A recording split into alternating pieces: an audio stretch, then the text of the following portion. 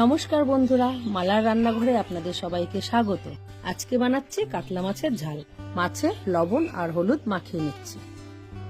এই রান্নাটা হতে খুবই অল্প সময় লাগে। ভিডিওটা শেষ পর্যন্ত দেখার অনুরোধ রইল। কড়াইতে সাদা তেল দিয়ে দিলাম।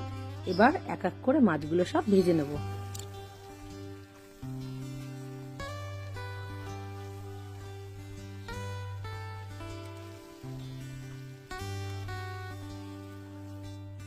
যেহেতু মাছের ঝাল করব, তাই মাছগুলো হালকা করে ভেজে নিলাম।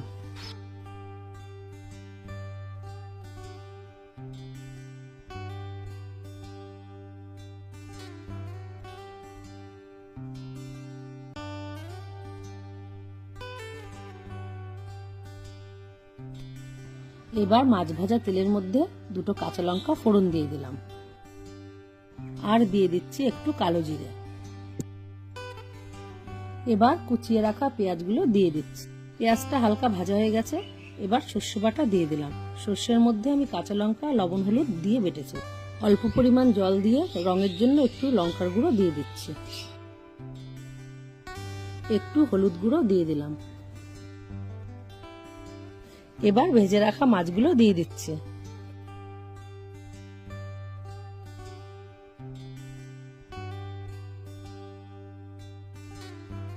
এবার একটু কাঁচা সর্ষের তেল দিয়ে দিচ্ছি।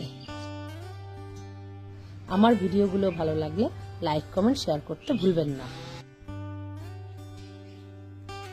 আমার কাতলা মাছের ঝাল রেডি। আপনারা এভাবে বানিয়ে খাবেন, ভালো লাগবে। আজকে আসি, দেখা হচ্ছে পরের ভিডিওতে।